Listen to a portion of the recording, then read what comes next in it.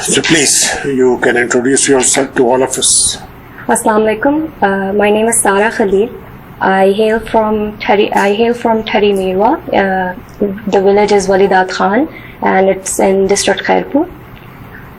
I belong from the family of Loon Baloch. My grandfather was also a member of the West Pakistan Legislative Assembly. His tenure was around from 1964 to 1969, and 1969. Sorry. After that, my father right now is working in Sindh Bank. My maternal side. My maternal side is also from Sindh, from Tando Mohammad Khan, and my grandfather was working as an ex-career civil servant as well. He was working as a principal in one of the oldest institutes in the federal capital, Islamabad H9 College for Men. And my mother is also an associate professor of English literature. She is currently serving in the government sector. As far as my educational background is concerned, I'm currently pursuing my master's in business administration from NUST Business School, and I have a bachelor's degree in business administration from FAST School of Management. And as far as my work experience is concerned, I started interning in the second year of my bachelor's. I first interned in Polish Oil and Gas. It was a Polish company. And in the third year of my bachelor's, I interned in China Three Gorges. I was also working as a freelance content writer. I have also worked as a teaching assistant in my own university. After my second attempt in civil services, I rejoined the corporate sector, and I worked as a marketing executive for O3 Interfaces. It was a design and development company, and we were developing the UBL digital banking application. I was the content and marketing lead for it. Joining the civil services has always been a passion and a dream of mine, which is why I had to forego that job as well. And I feel like it is the best way to serve the community that has uplifted and brought me here today. Thank you. Thank you. So you hail from rural Sindh? Yes. How many candidates have qualified from rural Sindh this time? Sir, approximate number is about 42 candidates. 42 candidates. Yes, and I think the girls are about 7. 7 girls? Yes. So you hail from Khairpur district? Yes, district Khairpur. Can tell us something about district Khairpur? What is the profile of the district? So as far as the administrative profile of the district is concerned, the district is the home to a lot of historical places. The district became part of Pakistan in 1955. It used to be a former Khairpur state, and it was basically founded by Mir Shurab Khan Talpur, and his mahal is also over there. So, Khairpur is also the home to a wildlife sanctuary. It's called Mehrano, and there are multiple infrastructural and historical monuments over there. For instance, one of the most notable one being the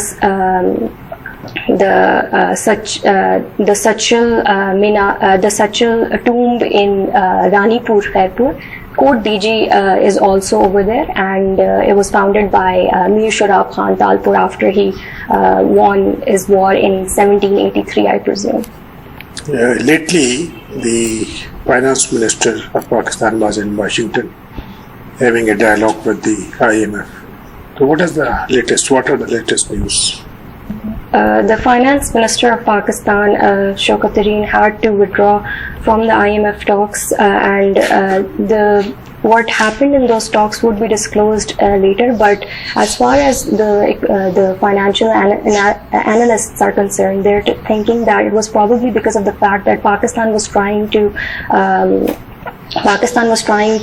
fulfill all of the IMF regulations and all of the IMF commands. However, since our tax to GDP ratio is not as strong, and there were a lot of other things that we couldn't take into consideration at the moment, which is why the talks decided to forgo, and we are still in the process of the talks are still ongoing, and I feel like they will be ongoing in the future as well. And the $6 billion loan is still at hold at the moment. There was a meeting of Financial Action Task Force. Pakistan is still being kept in the grey list. Why? Pakistan is still being kept in the grey list because of as there are two perceptions to it. The first is the Western perception to this decision. The Western perception of it is that Pakistan was not able to comply to all of the conditions that the FATF had imposed. For instance, their anti-money laundering and terror financing and the documentation of the black economy. These were some of the major concerns from the Western sector. Pakistan wasn't able to comply to those, and this was the Western concern. However, Pakistan has been successful in achieving 30 out of the 34 points, and since Pakistan is adamantly trying, but there is an external factor of intervention of some countries that don't have Pakistan's national interest at heart, and there is a leg pulling in this community as well. That is why Pakistan is still being grey listed, even though there are a lot of the conditions have been fulfilled. Sarha, lately we have seen that out of this Afghanistan crisis and exit of Americans from Afghanistan, there is some trends changing in relation of Pakistan and USA. What do you say? What do you see? How you analyze this situation? What are these new trends in relation between Pakistan and US? History has been a testament to the fact that US has not always been too loyal with its allies. As Richard Nixon classified Pakistan as the allied allies, he basically, the point over here, the future of the US and Pakistan relations as far as the Taliban is concerned, there is a lot of Western backlash specifically targeting Pakistan, as the hasty withdrawal that they took was for some reason a part of Pakistan's concern. However, Pakistan has always been advocating for a Afghan peace process, and Pakistan has always complied with every direction that was given from the West. However, the failure of West to withdraw, the failure of USA to withdraw in this hasty withdrawal, they're trying to make Pakistan the scapegoat of their withdrawal process. In the future, this can hamper some of our relations with the US, specifically when it comes to maintaining a trust deficit with them.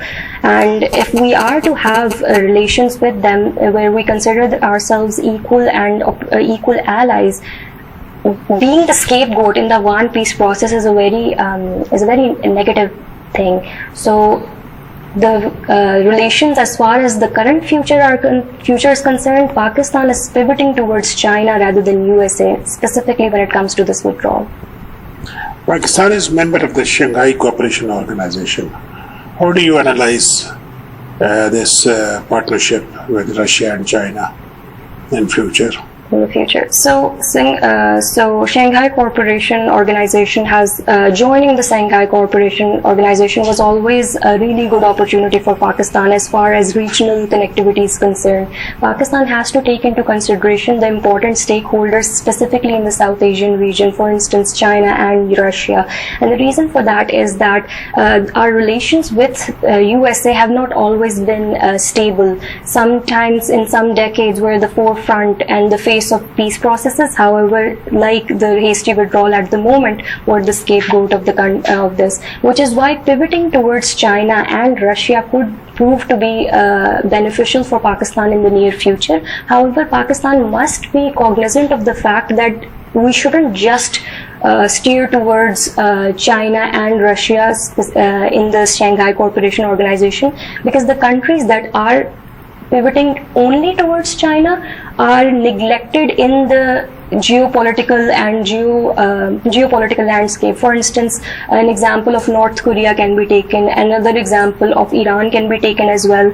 Just because they're good friends with China doesn't make them connected with the regional world as well. So Shanghai Cooperation is a very good opportunity for Pakistan to promote regional cooperation, which is the need of the moment, specifically with the neighbors that we have, both on the west and the eastern side, being very security centric state that we are. We have to make sure that we have to make sure that we're also catering towards the US interests and balancing the Chinese and Russian interest in the region as well. Have you been planning to learn advanced Excel and upgrade your Microsoft Excel skills? Then use your chance to become. Thank you. How will you define human resource management? First, define what is human resource? Human resource. When it comes to managerial context, human resource is the definition, and it's called human capital. Basically, people working in an organization, and an organization seeing the people as a resource, using them to maximize their wealth and other things. That's where human resource management and human capital is concerned. When an organization employs people, trains them, invests in them in order for their own prosperity, that's where human resource management comes into play. What can you propose to the present government that it paves the way for a healthy and democratic dispensation in the country? Democracy has always been a Damocles sword in Pakistan's historical context, and the reason for that is that there was a lot of intervention from the military and there was a lot of failure in strong civil leadership in the country as well. As far as the future of democracy in our country is concerned, I feel like it's best that the institutions such as the major institutions of Pakistan are empowered and made autonomous to make their own decisions. They're strengthened, and democracy also means that you're including the people and you're including everyone, not just the majority but also the minority. And since inclusivity is very important, specifically when it comes to fulfilling one of the tenets of democracy, it's also there's also a need to make sure that the people that we are voting for are also representing the concerns of a common man. So as far as democracy is concerned, we can split it into three parts, from an individual level, a societal level. Okay, fine. My question was in the current context of Pakistan. You see, see there is so much of bitterness, polarization on the political landscape of the country. So, in this context, under the current circumstances, there has been 3-4 advices to the present government. What do you think? The first and foremost advice that I would like to give to the current government in terms of democracy would be to enhance inclusivity. I feel like every person should be given equal representation, and this can be done in the form of quota and in the form of other things as far as this is concerned. Another thing that can be recommended to the government is the promotion of local government elections, specifically to make sure that everyone and the grassroots democracy is concerned. Right now, at the moment, local government elections have been held, and that has a lot to do with the financial distribution of resources to them. So that is a concern. That would be my second opinion to them. And as far as my third opinion is concerned, the current government should also foresee the fact that the rise of extremism in Pakistan and the national narrative that is taking place right now should be curtailed, and it can be curtailed by making sure that you're communicating with the people, you're making sure that their demands are being heard, that they know that they're being given representation. So if people are given the voice, democracy can prevail. Okay, let's move on. How important it is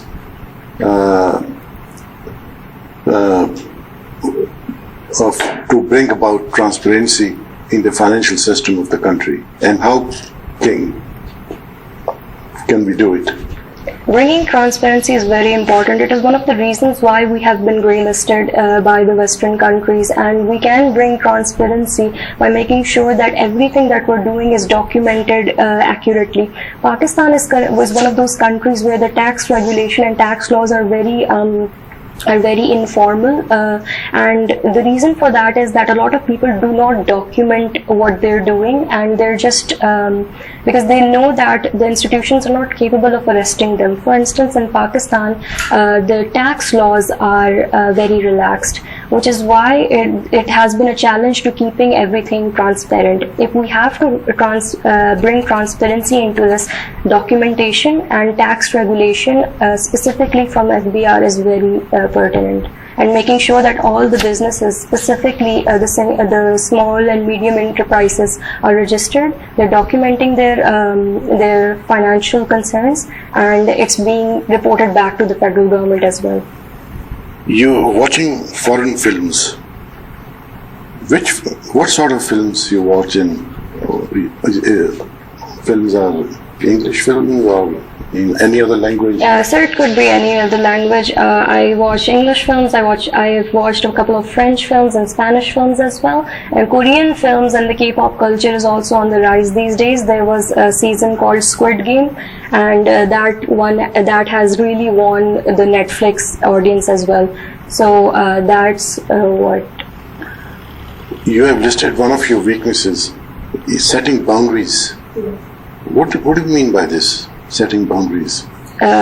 When it comes to my mental health, I have noticed that sometimes just for the sake of people pleasing, I would do something that I'm not really comfortable with. For instance, when I was working in the corporate sector, even if it was after office hours, my boss would... Why you need to please the people unnecessarily, just for that? That is one of the weaknesses that I'm currently dealing with. I feel like I have a difficult time saying no to people, because in the corporate sector and specifically in my field, we're taught never to say no. We're taught to handle everything. But as a PAS officer, yes, you have to be firm. Yes, exactly. You have to say no on yes. many occasions. Yes. And if you have this bent of mind of pleasing everybody, then how will you be able to carry your job? Yes, this is a weakness that I am currently working on, and I am setting boundaries. I am making sure that and non-confrontational, you say.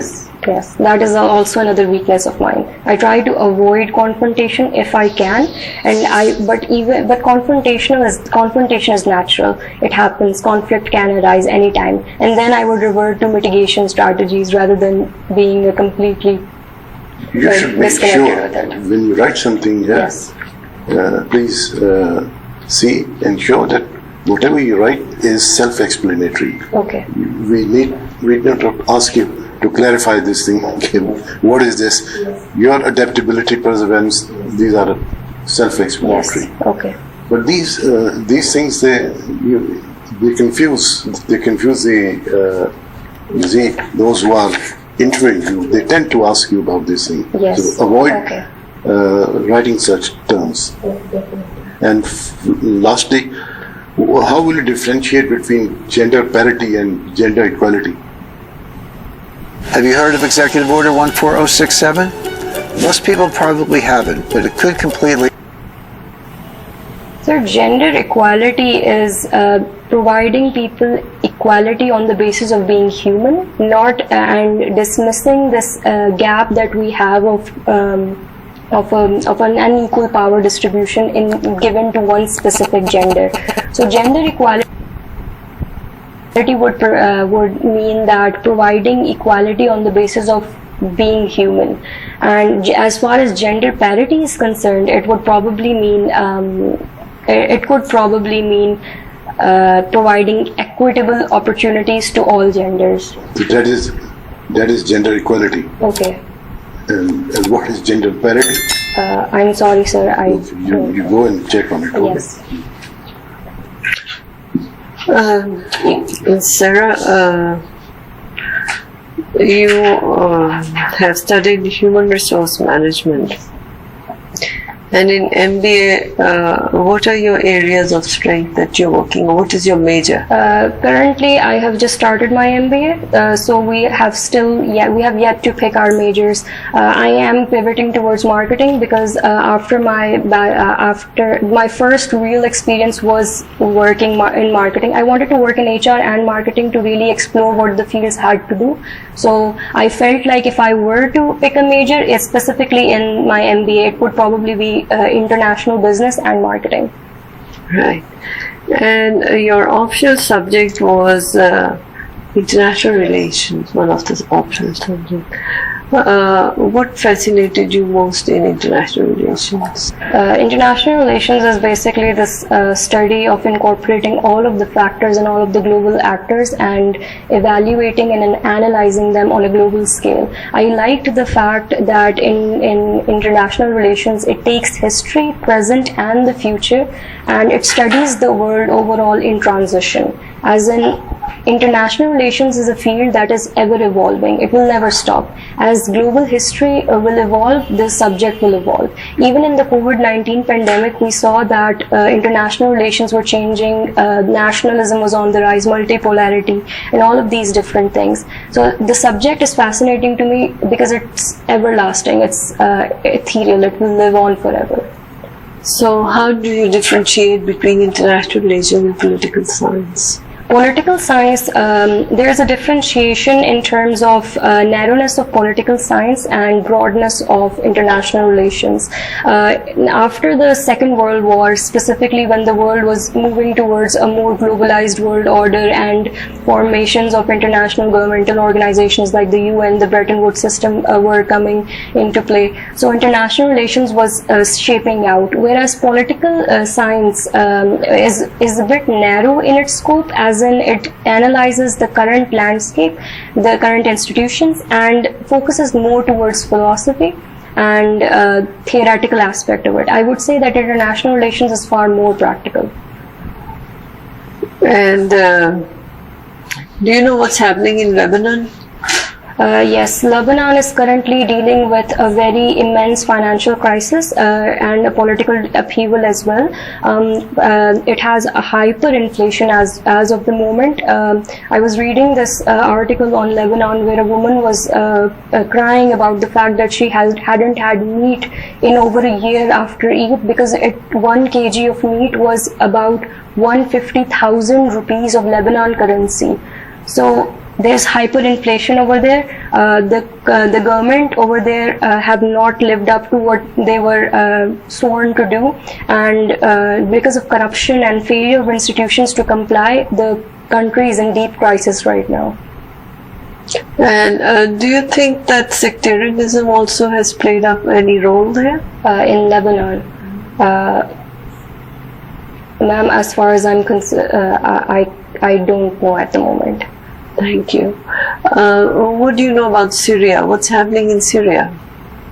Yes, Syria has been a battleground for the Middle Eastern confrontation. It is basically this, there is a war going on over there between two major Islamic actors, Saudi Arabia and Iran, and what those actors over there are doing are they're funding these non-state actors and non-state forces. So there's a political upheaval over there as well. Syrian war has been at the forefront for many for a lot of reasons. It has also made the European nations a lot more conscious of their Schengen visa status, because there has been a lot of Syrian refugees migrating towards the European countries, specifically Germany. So Syria has been a war-torn victim country that was just unfortunate because it was in between these two powerful global actors that were being funded by two sides, and it's a battleground for sectarian violence at the moment. So you think that Israel, Russia, and USA and UK have no role to play in Syria? They also have a role to play over there because global politics is it's very interconnected. All of these actors over there have been influenced and have been siding with the majority, and to subjugate the Syrian voice and the minority over there as well. So yes, these countries have also had a very, very strong hold over there, and that is why the country is at such an horrible upheaval at the moment. Thank you so much, Sarha. Thank you. Okay, Sarah, I have a question. What do you think? Why Sayyid Ahmad Khan abstained Muslims to join Indian National Congress in 1885? In 1885, the Muslim perspective it was recently right after the war of Pakistan had, it was right after the Muslim, I'm sorry, I'm going to retract. It's okay. What happened over at the time was Sir Syed Ahmad Khan was a futuristic leader. He knew that at the moment the Muslims had to make a good relationship with the British, and that is why he abstained them to join Indian National Congress, because he knew the role that the two nation theory would play in the future as well. So what he did was he warned the Muslims that in the future Hindus and Muslims will never be able to come on the same page, and in order to get on the good side of the British, they had to strengthen their own language. They had to make sure that they were focusing on education, development, and making sure that their relationship with the British at the time was getting mended as well, because of the aftermath of the war. Okay, what is difference between joint electorate and separate electorate? And when and why Muslim asked for separate electorate? Separate electorate is voting for a Muslim by the Muslim. That is what the Muslim demand was. Specifically, there were a lot of times that the need for separate electorate came into play, and joint electorate was specifically when Muslims and Hindus could could have voted as well, and what at the time in Nehru report the joint electorate came into play, whereas in a lot of other instances in history separate electorate was concerned. I'm sorry, I can't recall the exact events at the moment, but yes.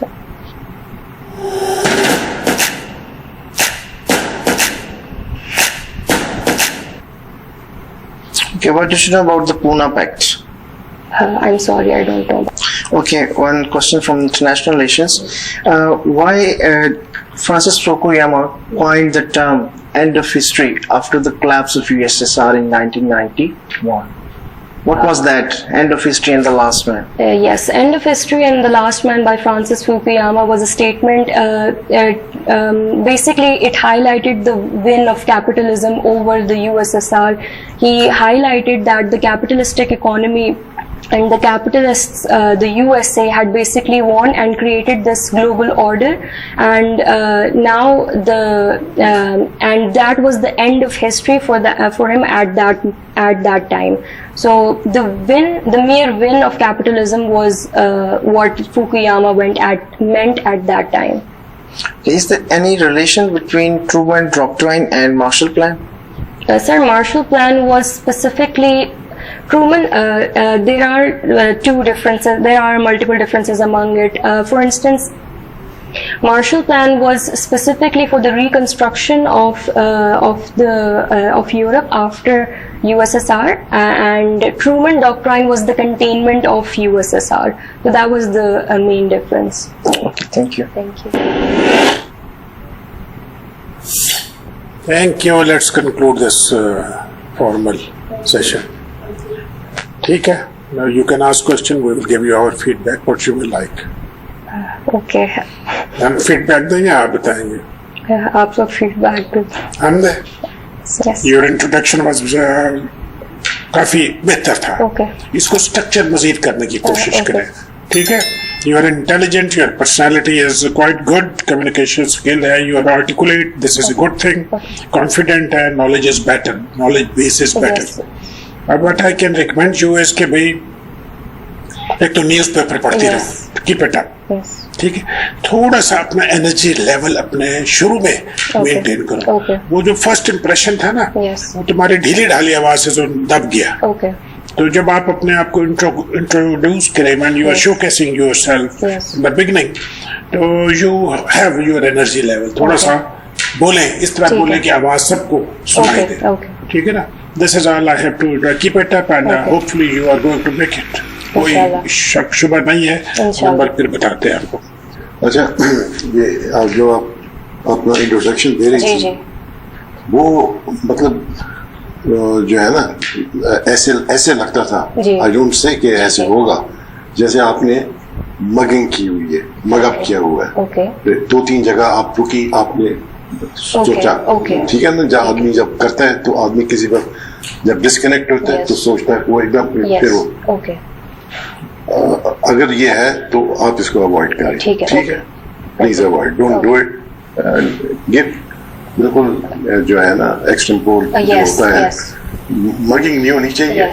वैसे आप 3-4 point अपने ज़हन में रखें, on the basis of that natural नजर आना चाहिए, ठीक है?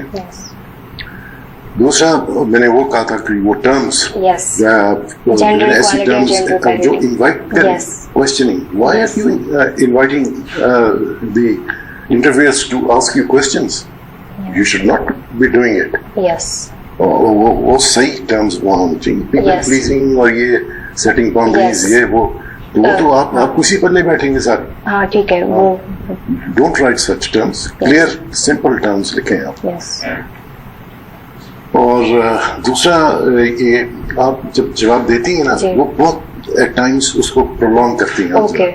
वो जनरल टर्म्स, मतलब मैंने आपको सवाल किया था, प्रेसिडेंट गवर्नमेंट की मैंने बात की थी आपसे, ये जो आजकल जो माहौल बना हुआ है, इनको क्या आप जनरल टर्म्स में चलेगी, एकेडमिक जो है from academic point of view, आप तो ये जरा इस चीज का ख्याल करें. अदरवाइज बाकी you have done very well, and I'm sure ये जो चीजों पर आप गौर जब करेंगे, you will perform better.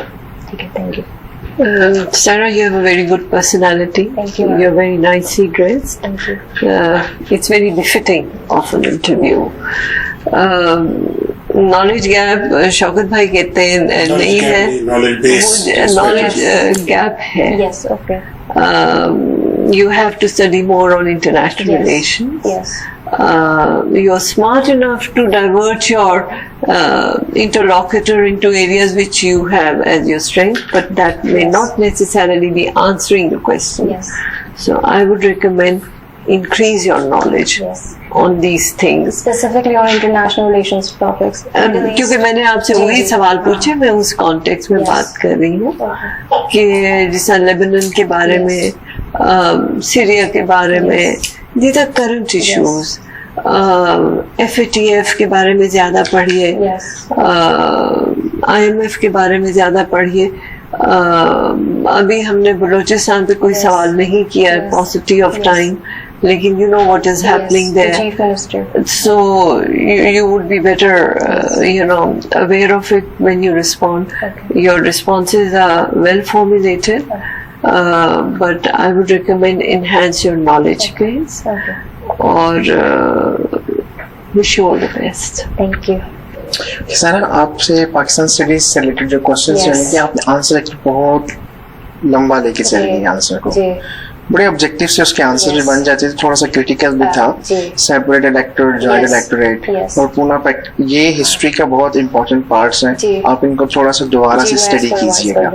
और सर सैयद ने क्यों कांग्रेस को ज्वाइन करने से अवॉइड किया और सेपरेट इलेक्टोरेट का आइडिया उन्होंने प्रोपोगेट किया, ठीक है? इनको थोड़ा सा पाकिस्तान स्टडी को चेक कीजिएगा और थोड़ा सा लीगल एस्पेक्ट से देखिएगा. कॉन्स्टिट्यूशनल डेवलपमेंट जो रिफॉर्म्स हुई थी 1909 के विंटर मॉडल रिफॉर्म्स में इनकॉर्पोरेट हुआ था सेपरेट इलेक्टोरेट. दिस इंडिकेटेड कि Muslims are a separate nation.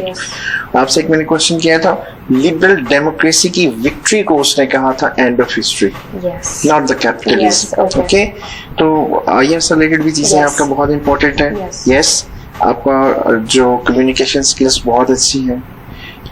Answers को थोड़ा सा ऑब्जेक्टिव और थोड़ा सा क्रिटिकल आंसर्स दें. बहुत लेंथ में जाने की जरूरत है. I will work it. Thank you so much. but you have got. Yes, I need to work on my knowledge base. You need to work Yes, more. definitely. मेरा practice करो अपने आप को, Yes. देखो थोड़ा सा energy level. Yes. Okay. Okay. ठीक है ना? This That's is a right.